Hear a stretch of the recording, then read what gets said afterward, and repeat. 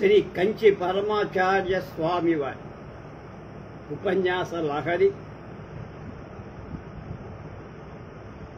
12వ చివరి భాగం అంబిక 6/6/24 భక్తే పెద్ద సంపద అని చెప్తున్నారు. అంబికను ప్రార్థిస్తే చాలు ఆమె మనకు ఏది ప్రాప్తమో అది అనుగ్రహిస్తుంది. అది కావాలి ఇది కావాలి అని విడిగా అడగనక్కరు, ఆమెకు తెలుసు. అయితే మనకింతటి విచక్షణ ఉండదు. మనకేదో కావాల్సి వచ్చినప్పుడే ఆమెను ప్రార్థిస్తాం. అలా ప్రార్థించడం కూడా పూర్తిగా తప్పని చెప్పడానికి వీల్లేదు. గతంలో భగవానుడు భక్తులు 4 రకాలుగా ఉన్నారంట. మోక్ష ఇచ్ఛతో ఆరాధించే సాధకుడు, జ్ఞానస్థితిని పొందిన జ్ఞానులతో పాటు కష్టాలలో ఉన్నవారు, అలాగే సంపద కోసం ప్రార్థించే వారిని చేరుస్తారు.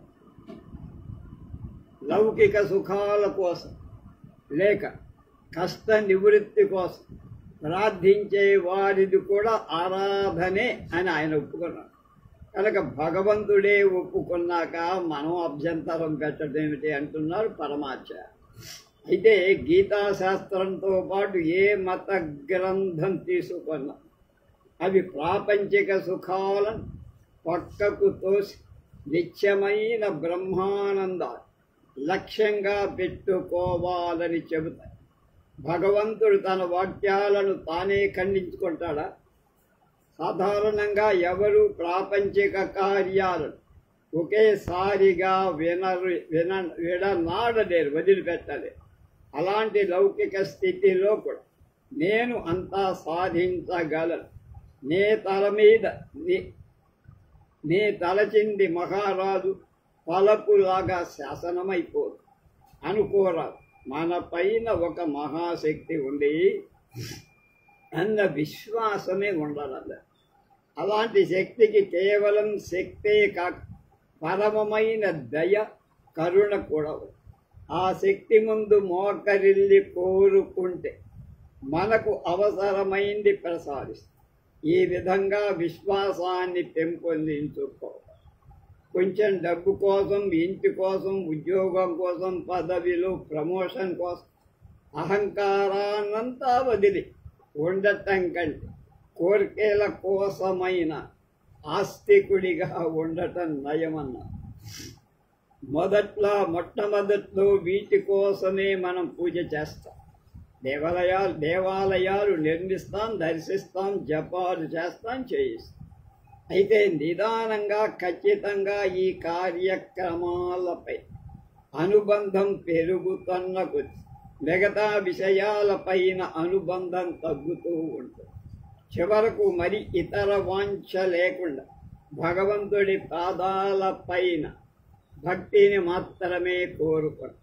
ఈ కారణంగానే తనను కేవలం సంపద కోసం మాత్రమే పూజించే భక్తులను భగవంతుడు అంగీకరిస్తున్నాడు. వారిని అర్థం కోసం అర్థించేవారు. డబ్బు కోరికలు అనంత, అందులో సంపద గడించాలనే కోరిక అవధులు ఉండవు. అన్ని క్లేశాలు, చిక్కులు ఈ ధనకాంక్ష మూలంగా వస్తాయి. అందుకనే లక్ష్మి ఉన్న చోట సరస్వతి ఉండదు అని మానుడి లోకంలో ప్రచారం. ఈ విషయంలో వేడుకగా ఇలా అనుకోవచ్చు, చెప్పుకోవచ్చు అంటున్నారు కంచి పరమాచార్య. సాధారణంగా అత్తా కోడళ్ళు ఏ విషయం మీద అంగీకారానికి రారు కదా. బ్రహ్మ మహావిష్ణువు పుత్రుడు కాబట్టి లక్ష్మీ సరస్వతులు అత్తా కోడళ్ల సంబంధం ఉంది. వాళ్ళిద్దరూ ఒకరికొకరు ఆప్యాయంగా ఉండరు. అందువల్లనే లక్ష్మీ కటాక్షం ఉండదు, సరస్వతి కటాక్షం ఉండదంట. అలా అనుకోవటం కంటే అత్తగారి పైన ఉన్న గౌరవంతో ఆమె ఉన్న చోట సరస్వతి తన ఆధిక్యాన్ని చూపించుకోదు అంటే చాలా బాగుంటుందన్న మంచి చక్కగా చెప్పారు పరమాచార్య. ఉన్నది పరాశక్తి ఒక్కటే, ఆమె వివిధ సమయాలలో మహాలక్ష్మి, సరస్వతి, జ్ఞానాంబిక వంటి వివిధ రూపాలను అనుగ్రహం ప్రసాదిస్తుంది. ఒక రూపం పైన భక్తిని పెంపొందించుకుంటే చాలు, మిగతాదంతా ఆమె చూసుకుంది. భక్తి ఒక్కటే పరమమైన సంపద, అందులోనే మహాశక్తి. నవరాత్రులలో మనం మహాలక్ష్మి, మహాకాళి, మహాసరస్వతి స్వరూప లలితా త్రిపుర సుందర్యై నమః అని పూజ చేస్తాం. నేను చేస్తాను, మరి మిగతా వాళ్ళం. మనం వారిని విడివిడిగా ముగ్గురు దేవతలుగా పిలిచిన ఆ ముగ్గురితో పాటు 33 కోట్ల మంది ఒకటే పరాశక్తి. ఈ వాస్తవం లలితా సహస్రనామ స్తోత్రంలో పరాదేవతను ఈ స్తోత్రంలో సృష్టికర్త బ్రహ్మరూప, సృష్టికర్త బ్రహ్మరూప, గోప్త్రి గోవింద రూపిణి, సంహారిణి రుద్రరూప అని వర్ణించబడి, అలాగే అర్థం స్పష్టమే కదా. పరిస్థితి, సృష్టి స్థితి సంహారాలు చేసి బ్రహ్మ విష్ణు మహేశ్వరుడు ఆమె రూప, ఆమె ఆ రూపాలను సృష్టి స్థితి సంహారాలు చేస్తారు. లలితా దుర్గా అని పిలవబడే ఆ తల్లి మహాకాళి, మహాలక్ష్మి, మహాసరస్వతి. లక్ష్మీ అష్టోత్తర శతనామాలలో కూడా బ్రహ్మ విష్ణు శివాత్మికాయై నమః అన్న పేరుంది. అలాగే దీని వలన పరాశక్తి సృష్టి స్థితి సంహారాలు చేస్తుందన్న విషయం స్పష్టం. ఒకే పరాశక్తి వివిధ రూపాలలో వివిధ విధులు నిర్వర్తిస్తుంది. దుర్గగా పరాక్రమాన్ని, పరాశక్తిగా ఐశ్వర్యాన్ని, సరస్వతిగా జ్ఞానాన్ని ఇచ్చేది ఆమె.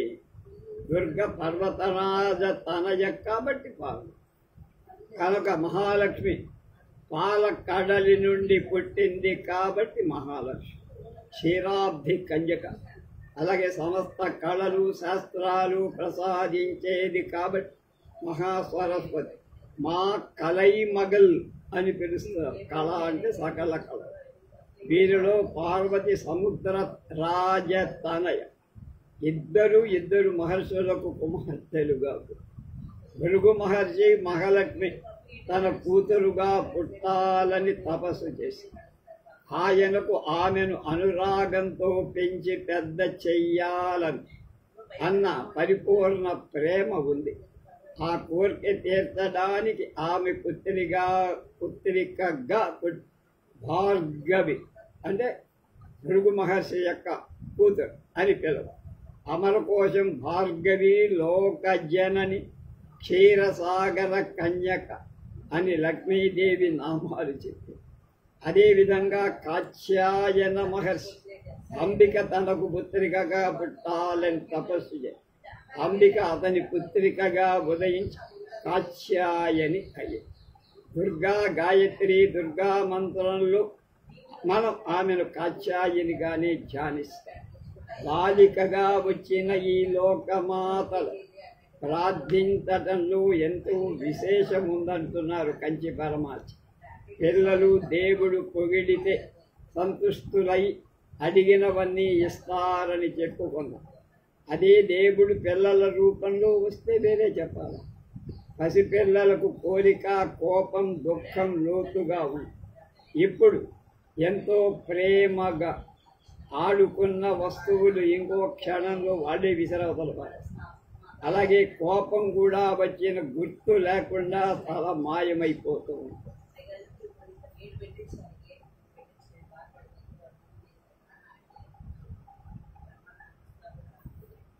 కనుక ఈ భావన పరిస్థాలై పాతుకుపోకుండా పిల్లల్లాగా తేలికగా తీసుకుని ఆనందంగా ఉండడం అలవాటు చేసుకోమని భావన. మనం మహాలక్ష్మిని భార్గవిగా, పరాశక్తిని కాత్యాయనిగా, బాలికలైన వాళ్ళని అదే భావంతో పూజిస్తే మనకు చిన్నపిల్లల సలక్షణాలన్నీ అబ్బుతాయి. కనుక ఈ రోజుల్లో వాటర్ ప్రూఫ్ అంటున్నామే, ఆ విధంగా మనము కర్మ ప్రూఫ్, శోక ప్రూఫ్ అయిపోతామని చమత్కరిస్తున్నారు పరమాచార్య. బాలిక రూపంలో ఉన్న జ్ఞాన క్షీరాన్ని ఇచ్చి శ్రీమాత మనలను అనుగ్రహించగలరు. అలాగే బాల రూపంలో వచ్చిన కాత్యాయని గ్రామాల్లో అనాది కాలంగా పూజ చేస్తారు. తమిళనాడులో ఈ దేవతను కాత్తాయి కింద కాత్తాయన్. అలాగే శ్రీ విద్యా దేవత అయిన భట్టారిక తమిళనాడులో పిడారి అనే గ్రామ దేవతగా పూజలు అందుకున్నారు. భట్టారిక మాన్యమని ఉన్న తామ్రపత్రాల మీద కూడా పిడారి మాన్యమని సరిదిద్ది ఉన్న శాసనాల బట్టి మనం ఈ విషయం అర్థం చేసుకోవాలి.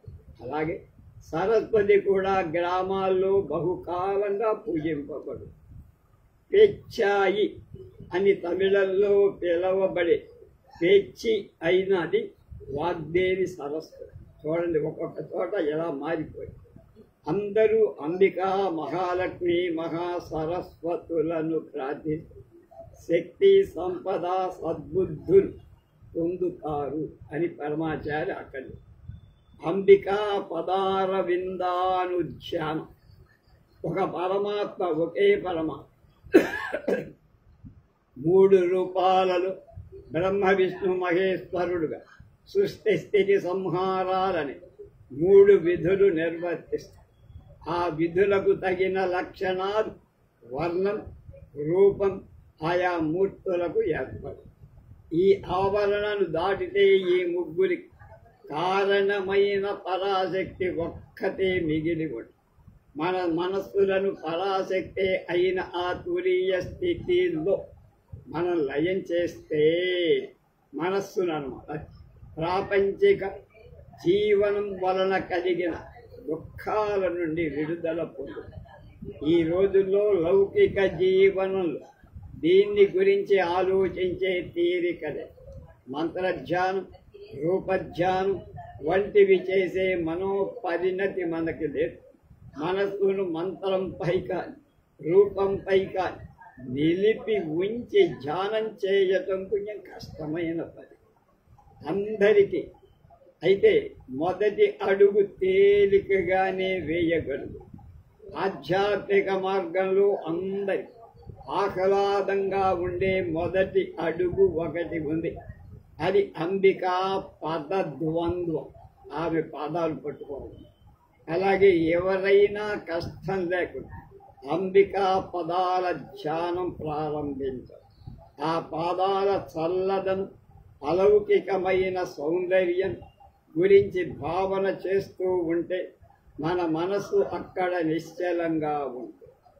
ఎల్లప్పుడూ ఒకే విధమైన ఆరాధన చేస్తూ ఉంటే ఆమె అనుగ్రహం వల్ల మనకు మరు జన్మ రాదు. లేకపోతే మొదట్లో ఆమె మహత్తును స్తుతించిన స్తోత్ర పారాయణ చేయటం మొదలుపెట్టాం. మొదట చదవటం, తరువాత జపం, ఆ తర్వాత ధ్యానం. అలాంటి ధ్యానంలో ఏం చెప్పాలి మనం? తల్లి పరాశక్తి, ఈ నా జీవుడు ఈ శరీరాన్ని వదిలివేసేటప్పుడు నేను నీ ధ్యానం చేస్తూనే ఉండి మళ్ళీ నీలో కలిసిపోయేలా అనుగ్రహించు అని ప్రార్థించు. నేను అలాగే మనం ప్రతినిత్యం ఇలా ప్రార్థిస్తూ ఈ శరీరాన్ని జీవుడు వదిలివేసే సమయంలో కూడా ఆమె అనుగ్రహాలు అటువంటి ధ్యానమే ఉంటుంది. ఈ శరీరం పోయిన తరువాత మనం సంపూర్ణంగా ఆమెలో కలిసిపో. ఇప్పుడు కనుక ఈ జనన మరణ ప్రభావం, ఆ తర్వాత ఇక జనన మరణ పుట్టడం గెట్టడం ఉండదు. మనమే ఆనంద స్వరూపలం అయిపోతాం. ఆనందం పొందితే ఇంకేం ఒక్కరు. కనుక గురువు దేవి ఒక్కరే, వారు అభిన్నులు, భేదం లేదు. అందువల్ల గురు పాదాలు ఆశ్రయిస్తే అంబికా పాదాన్ని ఆశ్రయించేనట్లే గురు పాదుకలు, దేవీ పాదుకలు. చంద్రమండలంలో గురు పాదుకలను ధ్యానం చెయ్యాలని శాస్త్రాలన్నీ ఘోషిస్తుంది. అవే శాస్త్రాలు.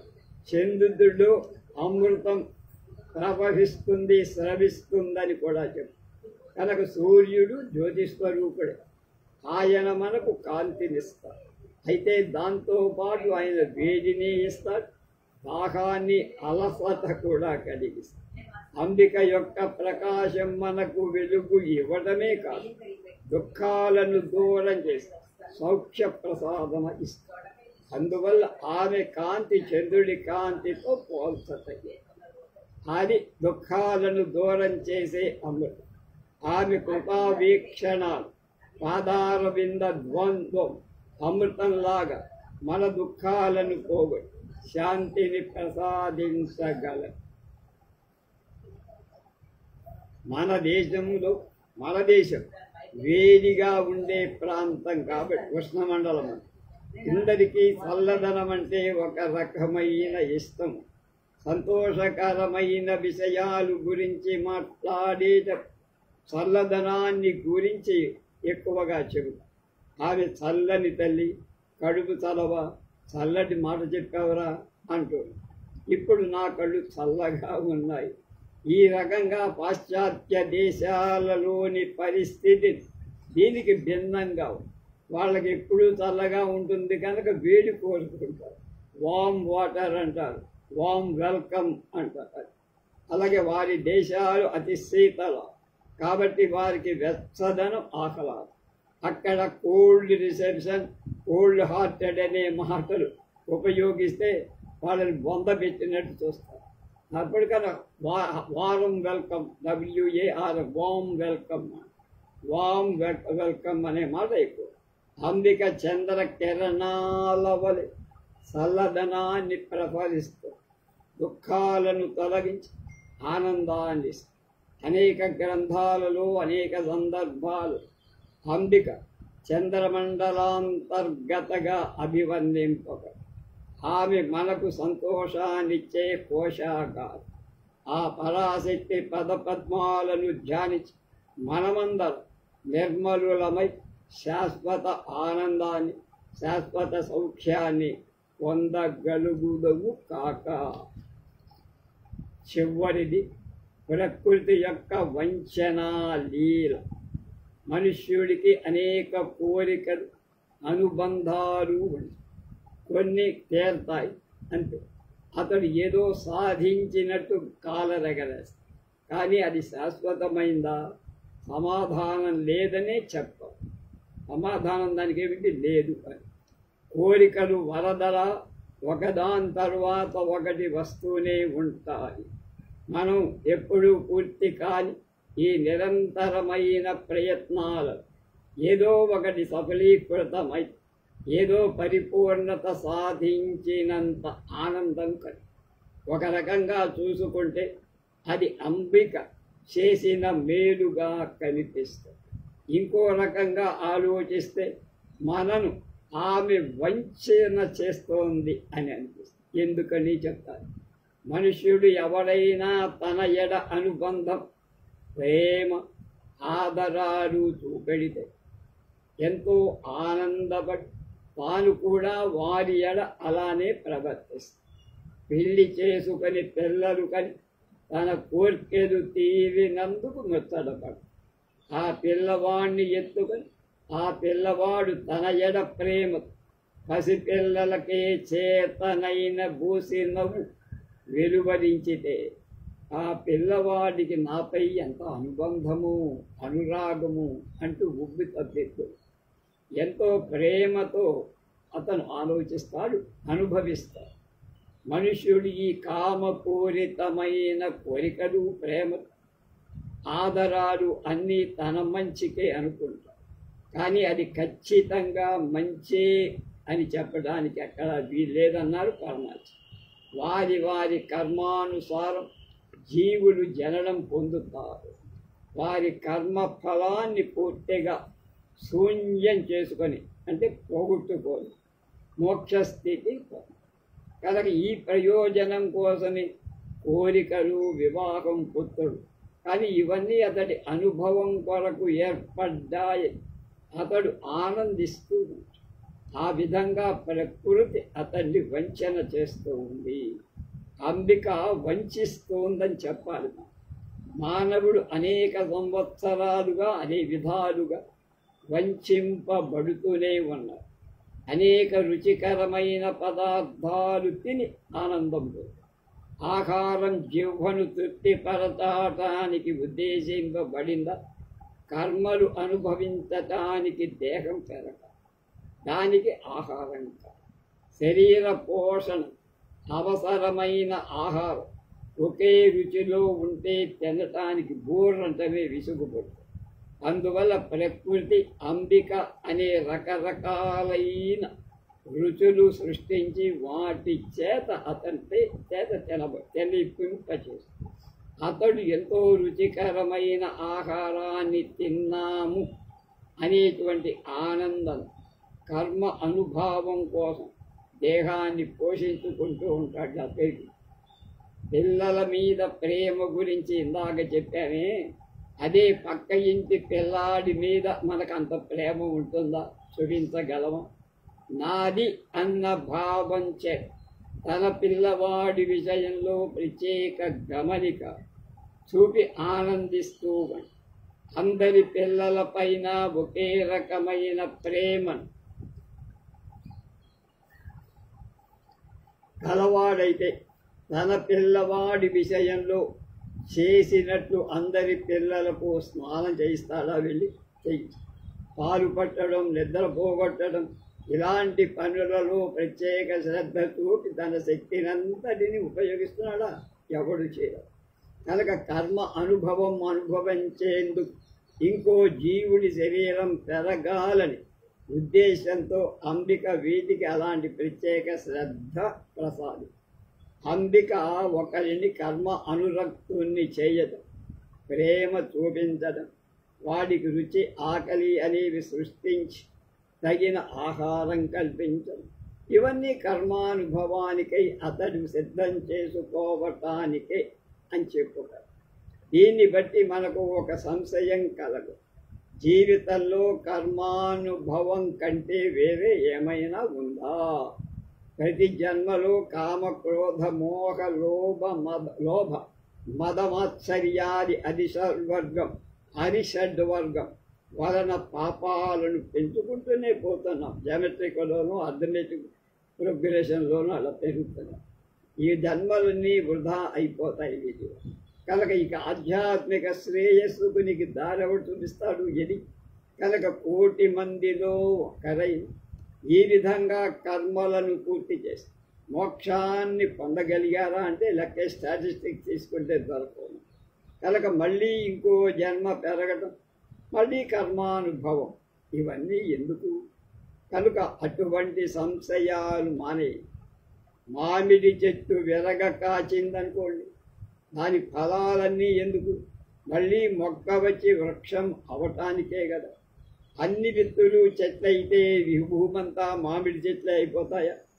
100కో 1000కో ఒక విత్తు వృక్షమైతే మనం సంతోషిస్తాం.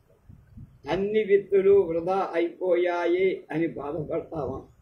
అదేవిధంగా కోట్ల మంది ఆధ్యాత్మిక శ్రేయస్సు పొందక వృధా అయిపోయినా పర్వాలా, మనలో ఒక్కరు పూర్ణత్వం సాధిస్తే చాలు అదే సృష్టి యొక్క ఫలం. అలాంటి పూర్ణ ఆత్మ మనందరికీ శక్తినిస్తారు. ఈ కోరికలు, దుఃఖాలు, క్షణిక ఆనందాలు, ఆవేశాలు, బాధలు కోట్లాది మనుష్యుల నుండి వచ్చే ఆ ఒక్క మహాత్ముడి కోసమే. మన జీవితాల అన్నిటి ఫలం ఆ మహాత్ముడు, ఆయనే ఉద్ధరించాలి. శ్రీకృష్ణాష్టమి నాడు ఎత్తుగా ఉట్లు కడుతారు. వేల మంది యువకులు జారిపోయే ఆ వాసం మీద నుంచి పైకి ఎగబాకాలని ప్రయత్నించి విఫలురవుతారు. చివరికి ఒకే ఒకడు విజయవంతంగా పైకి ఎగబాకగలుగు. ఆ ఒక్కడి విజయం కోసం ఎంతమంది జనాభా ఆటలో పాల్గొంటారు. ప్రపంచమనే ఆట కూడా ఇలాంటిదే. మనమంతా జారిపోతే జారిపోయాం. చివరికి ఒక మహాత్ముడు పూర్ణత్వాన్ని పొందాడు కదా అని ఆనందం పొందాం. అది చాలు. అయినా ప్రతివారు ఆ జారిపోయే వాసం పైకి ఎగబాకాలని మళ్ళీ మళ్ళీ ప్రయత్న చేస్తూనే ఉంటారుగా మానసు. కనుక ఈ విధంగా మనలో ప్రతి ఒక్క పూర్ణత్వం కోసం ప్రయత్నం చేస్తూనే ఉట్టి కొట్టగలిగినప్పటికైనా అనే స్థితిలో ఉండాలి. అలాగే ఇక్కడ అంబిక తన అనుగ్రహానికి పాత్రుడై మహాత్ముడికి ఎవరినో చేయి అందించి పైకి తీసుకువెళ్ళి మిగతా వాళ్ళంతా పైకి కిందకి దాటుతూ ఎగుతూ ఉండాలి. అతడు తన వంచనాలీల నుండి ఉద్ధరింపబడ్డాడు. అమ్మవారి వంచన నుండి ఉద్ధరి, అది చాలు మనకు గర్వం చెప్పుకోవాలి. మాకు అంబికయే ప్రధానం. ఇప్పుడు ఏ చివరి ఇందాకది మన ఇల్లు వాకిలి పిల్లలు మన శరీరం శుభ్రంగా ఉంచుకుంటే సరిపో. మన మనస్సును మలినరహితంగా ఉంచు. దీనికి ఒకటే దారి అంబికా పదారవింద అనుధ్యాన. పరమేశ్వరుని గృహిణి అయిన పరాశక్తి పాదాలయం మనసు నిలిపి ధ్యానం చేస్తూ మనోమలినాలన్నీ మటుమాయమవు, కోరికలు తీరిపో, మనం పరిపూర్ణలం అయిపో. ఈ కోరికలు మనోమాలిన్యాలకు జీవుడిగా జనించటానికి కారణం ఆ అంబిక లీలమాత్రం. మనలోని మాలిన్యాలను పోగొట్టడం, కోర్కెలు తీర్చడం ద్వారా మనను పరిపూర్ణలు చేయటం అమ్మ విధి. కనుక అసలు మతాలు ఎందుకు పుట్టాయి ఆలోచిస్తే జీవించి ఉన్నంత వరకు ఆనందం శాంతితో జీవించే మార్గం చూపించటం, అంతేగాని ఒకళ్ళు ఒకరు నడుపుకోవటానికి. అంతేకాక పశువుల్లాగా మరణించకుండా ఈ దేహం వదిలా మరు జన్మ ఇంకొక జన్మ లేని స్థితి కల్పించటానికి కదా. కనుక వీటి సముపార్జన కోసం అంబికా ధ్యానం తప్పితే వేరొక మతం యొక్క అవసరం లేదు. కనుక ఆ ధ్యానమే మనకు పరిపూర్ణత్వాన్ని ప్రసాదిస్తుంది. కనుక అంబిక పదార విందాను ధ్యానం వల్ల ఎవరైనా పరిపూర్ణత్వాన్ని సాధిస్తే మన మతం దానంతటి అదే వృద్ధి చెందుతుంది. దానికోసం ప్రత్యేకంగా ప్రచారం, వాదనలు, ప్యాంఫలెట్లు చెందడం, ఉపన్యాసాలు, మైకులు ఎరగొట్టుకోవడం అక్క. ఇంతకీ నేనెందుకు ఈ ప్రవర్తన చేస్తున్నారంటారు మీరు కదా. ఈ సమయాన్ని అంబికా ధ్యానం చేస్తే ఇటు నాకు అటు ప్రపంచానికి కూడా మహోపకారం జరుగుతుందనే నేను నీకు ఈ విషయాలు చెప్తున్నానయ్యా. అంతేగాని నేనేదో బాగా తెలిసిన వాడను, మీరేదో మూర్ఖులని కాదు అని పరమాచార్య వారు ఎంత వినయంగా చెప్పారు. నేనిచ్చే ప్రవచనాల కంటే నేను పరిపూర్ణం సాధించగలిగితే తర్వాత ఎక్కువగా ప్రభావితులు. ఊరికే ఉపన్యాసాలు చెప్తారా మోడీ గారు లాగా, ఏ ఉపయోగం లేదు అనుకోవటం కాదు. నేను బాగుపడాలి అనుకోవాలి. కనుక క్రోధం అనేది శత్రువు. మోడీ దెబ్బ కొట్టింది, అదే మనందరికీ తెలుసు. అయితే ఈ సత్యం నేను ఇక్కడ కూర్చొని మాట్లాడుతున్నప్పుడే అవగతం. కనుక మాటలన్నీ ఆ తల్లి గురించే కాబట్టి, ఇదంతా ఆమెకు స్తోత్రమే కాబట్టి ఈ ప్రవచనం కూడా నా మనస్సును నిర్మలం చేస్తోందేమో అంటున్నారా. ఆలోచిస్తే ఈ ప్రవచనాలు మీకంటే నాకే ఎక్కువగా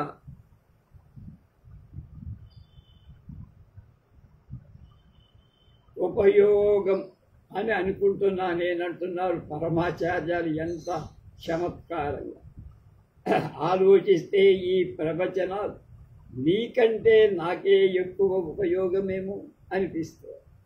మీరు నేను మనలు ఏ ఒక్కరమై పరిపూర్ణ స్థితికి ఎదగకపోతాము అనే ఒక్క ఆశ ఎప్పుడు ఈ ధార్మిక విషయాలు విసుగు లేకుండా ఎవరో ఒకరికి ఉపయోగపడాలని ఈ ధార్మిక విషయాలు విసుగు లేకుండా నేను వీలైనప్పుడల్లా చెబుతూనే ఉన్నాను అన్నారు పరమాచి. మత విషయాల పర్యవసానం మన లోటుపాట సరిదిద్ది మనలను పరిపూర్ణలు చెయ్యటం. ప్రతి ఒక్కరూ ధార్మికమైన క్రమశిక్షణ అలవర్చుకొని తమకు తాముగా పరిపూర్ణులవ్వాలనేది మనము. దీని సాధనలో కావలసిన శక్తియుక్తలు ప్రసాదించాలని అంబికను మనం ప్రార్థిస్తాం. అంబిక పైన మన దృష్టి కేంద్రీకరించి అని సాధన ఆరంభించినప్పుడు కానీ మన లోటు ఏమిటో మనకు అర్థం కాదు. ఇంకా బయట కూర్చోగలరు, దిగితే కానీ లోటు తెలియదు. అది ఒక అందుకు మంచిది. మన లోటు మనకు తెలిసింది కదా, కనుక దాన్ని తొలగించమని అప్పుడు అంబికను ప్రార్థించు. నాదో ఏదైనా లోటుపాట్లు ఉండి నేను గుర్తించిన నేను అంబికనే ప్రార్థిస్తానంటున్నారు పరమాచార్య. అమ్మా, నీ అనుగ్రహం చేత నాలో నీ తప్పు ఉందని గుర్తించా. ఇక మీదట నాదో ఆ తప్పు నామరూపాలు లేకుండా సమూలంగా నశింపచేసుకుంటానంటలా, నువ్వే నశింపచెయ్యి అంటూ పదే పదే అమ్మవారిని నేను వేడుకుంటానని పరమాచార్య ఎంత వినయంగా చెప్పి, నాలో దోషం ఉన్న ఇతరులకు ఉపదేశించడం బాహిరమైన వేషమే అవుతుంది. మనం ఆచరణ లేకుండా ఊరికే ఉపన్యాసాలు దంచితే ఎందుకు? కనుక ఆచరణ పూర్వకమైన వేదాంతం కావాలన్నాడు వివేకానంద స్వామి. అలాగే అది లేకపోతే మనల్ని మనమే మోసం చేస్తాం. అంబికానుగ్రహం పూర్తిగా పొంది నేను పూర్ణత్వాన్ని సాధించిన తరువాత అయితే ఇక ఈ ఉపన్యాసాలు అవసరమే లేదు. అసలు మాట్లాడకుండానే నాలోని ఆమె శక్తి ఇతరులకు జ్ఞానాన్ని ప్రసాదించగలదు. ఆయన దత్తాత్రేయ స్వామి ఎదురుగా కూర్చుంటే చాలు, ఆయనేం బోధ చెప్పక్కల్లా, మౌనమే ఆయన భాష. ఆ భాషలోంచి మనకు జ్ఞానవంతులం అయిపోతాం. సనక సనందనాథులంతా అలా జ్ఞానాన్ని పొందినవారు. తొలి గురువు ఆయనే వాళ్ళు. కాబట్టి రెండు స్థితులలో ఈ ఉపన్యాసం అవసరం. ఏమయ్యా ఇంతసేపు వాయించావు మమ్మల్ని, 14 ఎపిసోడ్లు చెప్పించావు. ఈ దేవుడి అంటే ఈ ఉపదేశాలకై నేను ఖర్చు పెట్టిన సమయం అంబికా ధ్యానంలో గడిపితే ఆత్మశాంతి పెంపొందుతుంది నాకు. కనుక ఈ ఉపన్యాసాల సమయాన్ని ఆమె ధ్యానించడంలో గడిపితే నాలో ఉన్న అనేక దోషాలు మలినాలు తొలగింది. పరమాచార్య అంటున్నారు, మీరు నా ఉపన్యాసం వినేందుకు వెచ్చించే సమయంలో ఆమెను ధ్యానిస్తే మీ దోషాలు అనేకం పారిపోయి. కనుక మరి ఎందుకు నేను ఈ విధంగా ఉపన్యాసాలు ఇస్తున్నాను? వినేవాళ్ళు దొరికారు కదా అని, మకరాలు దొరికారు కదా అని ఉపన్యాసం. మీలో ఎవరైనా ఆత్మ పరిశీలన చేసుకోవటం ఈ ఉపన్యాసాలు ఎక్కడైనా ఎవరిలో అయినా కొంచెం వెలుగు కలిగిస్తాయేమో అని చిన్న ఆశ, ఆ ఆశతో చేస్తున్నానంటున్నారు పరమాచార్య. ఆత్మావలోకనం ప్రారంభించి అంబిక పాదాలను మీరు ఒక్కరైనా గట్టిగా పట్టుకోపోతారా? అదే నాకు కోరిక. ఇంతమంది లక్షలాది మంది వినొచ్చు, కానీ అందులో ఒక్కడైనా స్వామివారు ఇలా చెప్పారు, దీన్ని మనం ఆచరణ చేద్దామని ఒక్కడికైనా దొరికి, వాడే పరమాత్మ అవుతాడు, వాడే పరబ్రహ్మ అవుతాడు, వాడే గొప్ప ఉపన్యాసకుడు కాడు, వాడే ఒక ఆదర్శ పురుషుడు అవుతాడు. కనుక ఆత్మానుభవం ఒక్కటే మతాన్ని అభివృద్ధి పరుస్తుంది. కనుక ప్రచారాలు ఉపన్యాసాలు తాత్కాలికమై ఉపశమనాన్ని మాత్రమే, ఫస్ట్ ఎయిడే ఇది, పూర్తి చికిత్సక. కనుక శాంతి అనేది మృగ్యమైపోయిన లౌకిక జీవనంలో ఉపశమనం తాత్కాలికమైందే. టించర్ రాయటమే.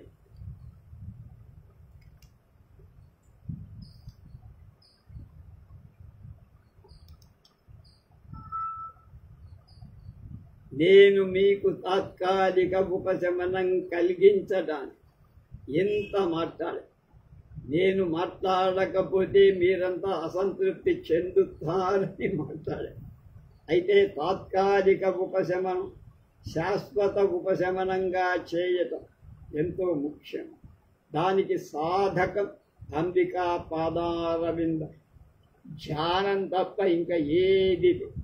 నాకు అంబిక ప్రధానం, నేను లోకక్షేమార్థం అంబిక పాదారవిందాలను ధ్యానం చేస్తున్నా. మీరంతా కూడా అంబిక ధ్యానం చెయ్యండి అంటున్నారు పరమ. మన మతానికి ఇతర మతాలకు లాగా కానీ నాస్తికత్వం వల్ల కానీ వచ్చిన ఆపద అనుకుంటున్నారు. ఏమీ ఉండదు, ఎవడు పీకలేడు. మన మతపరమైన ధార్మికమైన నియమాలను పాటించకపోవటం వలనని మన మతానికి ఆపద ఏర్పడింది. ఘంటాపదంగా చెప్పారు. మన అనుష్ఠానాలు క్షీణించినప్పుడు మత మార్పిడులు జరుగుతాయి, నాస్తికత్వం పెరిగిపోయి. కనుక ధార్మిక నియమాలు ఒకరోజు కూడా విడవకుండా అనుష్ఠిస్తూ అంబిక పాదార విందాను ధ్యానం నిరంతరంగా జరగాలి. అప్పుడు ఎవరికి ఎలాంటి ఆపద కూడా రావు. ఇదంతా ఏదో పెద్ద ఎత్తున చెయ్యాలా, దానికి గిన్నీస్ బుక్లో రికార్డులు అవ్వాలని చెయ్యాలా? అక్కర్లా. ఆరంభంలో మనం చెడ్డ పనులను చేయటం నుండి మనలను మనం నియంత్రించుకోవాలి. ఆరంభిస్తే చాలు మనం విఫలమయ్యాము.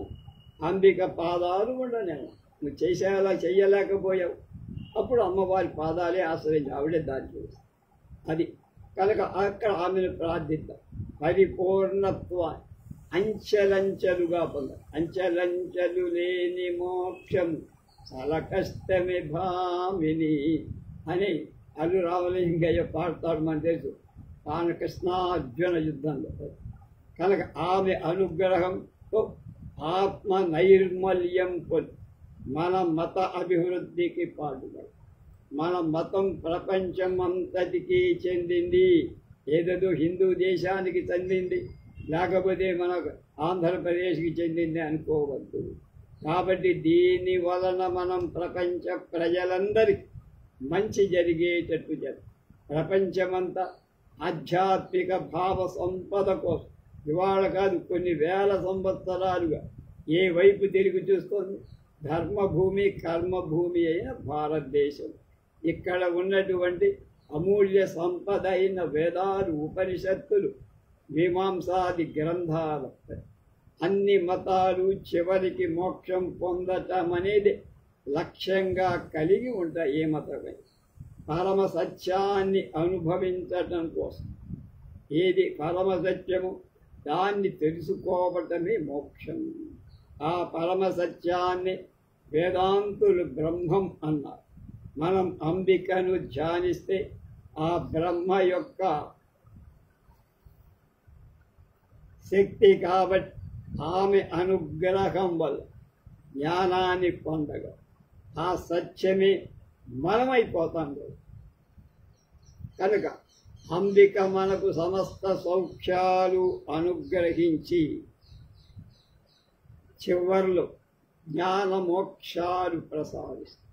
ఆమె అనుగ్రహం వల్లనే మనం ఈ పుట్టుక చావు అనే ప్రవాహం నుండి విడుదల అయిపోయి మోక్షాన్ని శాస్త్రాలలో స్తోత్రాలలో అంబికను ఆరాధిస్తే జ్ఞానం అవతరిస్తుందని, అజ్ఞానం అంతరిస్తుందని, మోక్షం పొందబడుతుందని చెప్పారు.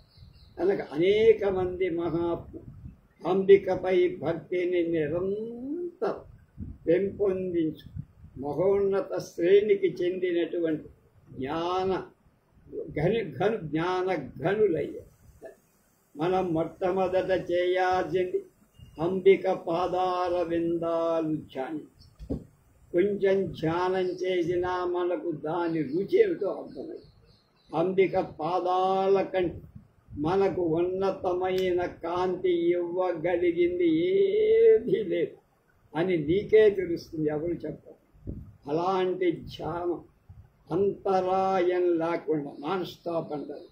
చేస్తూ ఉంటే చివరి దేహం గతించినప్పటి మనం అమృతులుగానే ఉంటాం. మృతి లేనివాడు శాశ్వతమైన జ్ఞానంలో కలిసిపోయి అమృతులం అవుతాంటే మృతి లేనివాడు.